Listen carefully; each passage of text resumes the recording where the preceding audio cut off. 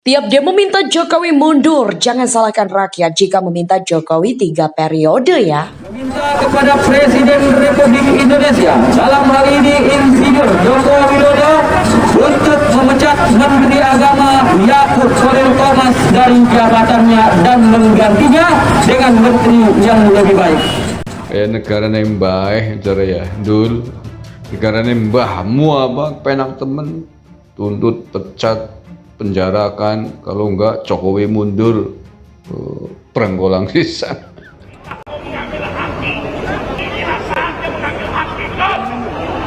Seandainya pemerintah mau mencinta rakyat, inilah saatnya tertutup. Tangkap pengkhianat agama. Ini sama seperti dulu pada saat Ahok keselio lidah di Pulau Seribu digunakan sebagai amunisi untuk menyerang pemerintah dengan mengatasnamakan Ahok. Ini sama. Merasa gerombolannya, wah kita harus buat lagi. Oh, demo pakai berseri, itu bukan aspirasi itu dibalik itu ada kejahatan, ingin mendongkel apa? Kerja pemerintah aja, cuma bertopeng agama 212. Mau apa Anda rame-rame kumpul sama orang? Tidak ada tuh demo dalam Islam rame-rame membuat ketakutan. Kenapa? Anda memasang kehendak, Anda ada yang bayar di situ, Anda dijadiin kuda, Anda cuma memperkosa agama.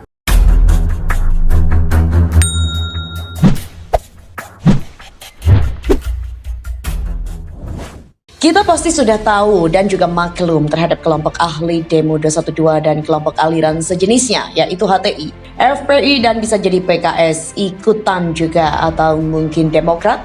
Mereka itu bagaikan serigala yang selalu jeli melihat setiap gerak-gerik pemerintah untuk mencari kesalahan yang dilakukan oleh pemerintah. Tidak salah pun akan mereka plesetkan jadi salah. Mereka selalu siap dengan aksi demonya yang ujungnya selalu ada poster Jokowi mundur. Kurang ajar bukan?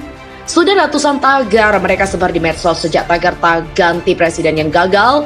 Bahkan si Neno berdoa dengan mengancam Tuhannya sendiri. Bayangkan, ini juga dilakukan oleh kubu Jokowi, pasti akan didemo berjilid-jilid. Baik, kita lihat aksi demo mereka sejak awal pemerintahan Jokowi periode kedua.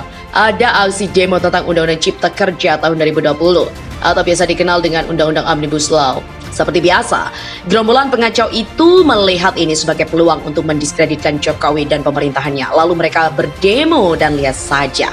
Di sana ujung-ujungnya ada poster Jokowi mundur. Di sini juga kita lihat bahwa demo mereka itu tidak murni untuk memperjuangkan buruh. Karena apa?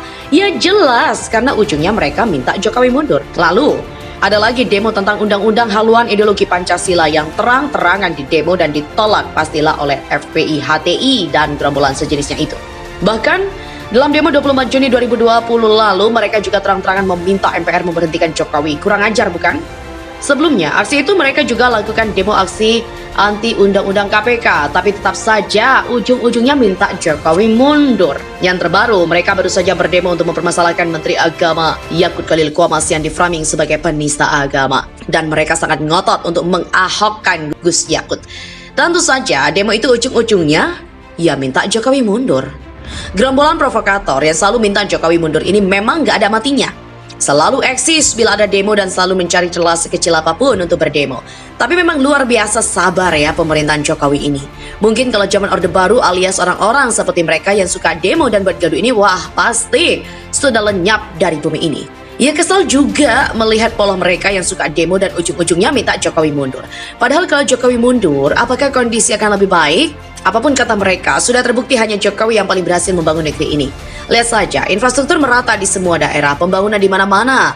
Kalau ada yang bilang rakyat tidak makan infrastruktur, ya memang benar. Infrastruktur memang bukan untuk dimakan, say, tetapi untuk meningkatkan mobilitas dan mendukung perekonomian rakyat. Bagaimana bisa ekonomi berkembang jika infrastruktur tidak memadai? Jalan misalkan, tidak ada akses jalan, bagaimana petani bisa menjual produknya? Jika jalan sudah ada, transportasi akan lancar, maka diharapkan perekonomian itu akan berjalan dan berkembang. Sangat sederhana kok, nggak perlu sekolah tinggi-tinggi ke luar negeri untuk memahami hal itu.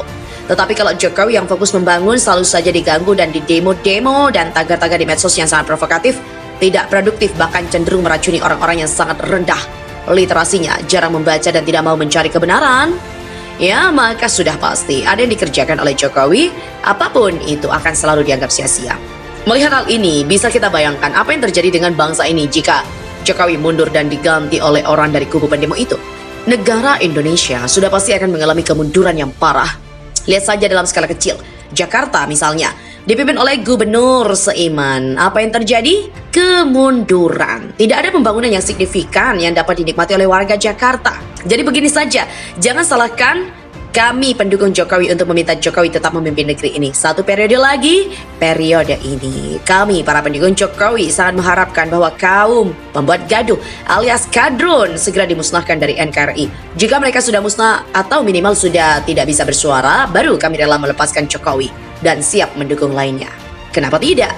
Mereka saja berani berdemo dan menuntut Jokowi mundur. Harusnya kita juga berani meminta Jokowi maju lagi dan memimpin negeri ini 1 periode lagi.